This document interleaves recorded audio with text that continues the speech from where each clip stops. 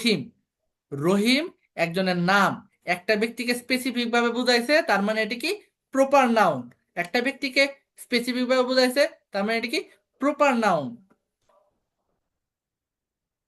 আবার দেখো এখানে আছে প্লেয়ার। প্লেয়ার মানে কি, যারা খেলে সবাইকে বুঝাইছে। এখানে কিন্তু স্পেসিফিক ভাবে একজনকে বুঝায় না, একটা গোষ্ঠীকে বুঝায় না, যারা খেলে সবাইকে বুঝাইছে। তার মানে কি, এটা হচ্ছে কমন নাউন।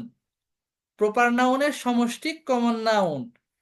ঢাকা, তারপরে দিল্লি, টোকিও, এগুলা কি শহর।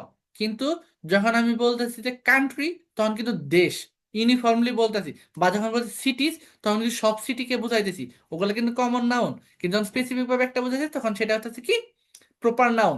আবার এই যে সাইডে দেখো ছোট করে আছে টিম। টিম কি, টিম হচ্ছে একটা দল। এখানে দেখো যারা প্লেয়ার, প্লেয়ারদের সবাই কিন্তু একটা টিমে থাকে না। প্লেয়ারদের স্পেসিফিক ভাবে 10 জন, 15 জন, 16 জন প্লেয়ার দ্বারা একটা টিম গঠিত হয়, তার মানে কি একটা গোষ্ঠী। যখন তোমার এটা মেইনলি এই কমন নাউনের সমষ্টি হচ্ছে প্রপার এই কালেকটিভ নাউন।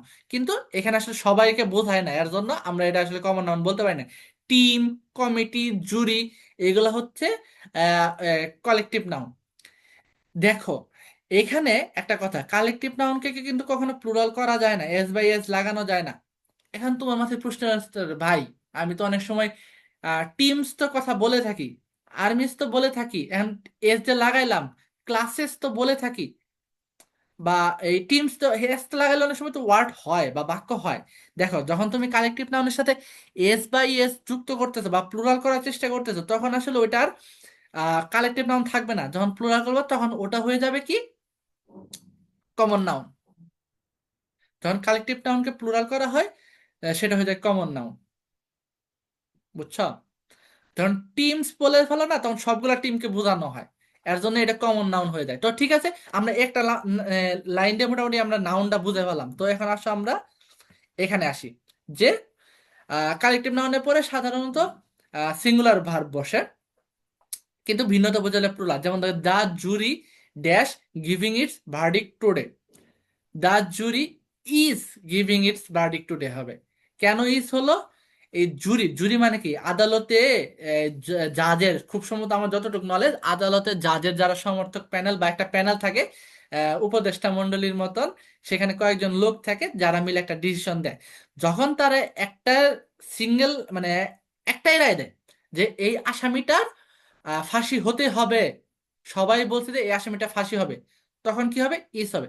কিন্তু না, দা jury dash divided into groups, দুইটা গ্রুপে ভাগ হয়ে গেছে। একদল বলছে যে আসামির ফাঁসি হবে, একদল বলছে যে আসামির ফাঁসি হবে না। এই ক্ষেত্রে কি হচ্ছে, যেহেতু ওদের মধ্যে মতভেদ দেখা গেছে, তো এটা হয়ে যাবে এই প্লুরাল। যেহেতু আলাদা হয়ে গেছে, এর জন্য এটা হয়ে যাবে প্লুরাল। এটা কি হবে? প্লুরাল। দা কমিটি ইস। কিন্তু যখন কমিটি ফুটবল খেলার জন্য একটা টুর্নামেন্ট নামাচ্ছে, তো কমিটির সিদ্ধান্ত নিলে যে 10,000 টাকা পুরস্কার দেওয়া হবে, ওকে ফাইন 10,000 টাকা দেওয়া হবে।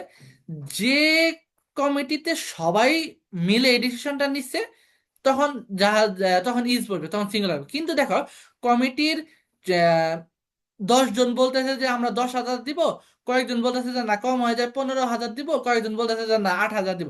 যেহেতু মতভেদ হয়ে গেছে, কয়েকটা গ্রুপ হয়ে গেছে, কমিটিটা আর ইউনাইটেড নাই, তখন এটা আসলে ইজ বসবে না, তখন আর হবে। সেম বিষয় এটাই, যে কালেকটিভ নাউনের পরে সাধারণত সিঙ্গুলার বসে, কিন্তু অ্যাডমিশনে অনেক সময় দিয়ে দিতে পারে যে এই দুইটা গ্রুপে ভাগ করাই দিল ওদের, বা একটা বিষয় নিয়ে মতভেদ চলতেছে, তখন কিন্তু আর বসবে। যেমন জাজ jury is giving its verdict today, যখন সবাই মিলে একটা সিদ্ধান্ত নেয় তখন ইজ, সবাই মিলে আলাদা আলাদা সিদ্ধান্ত নিলে আর।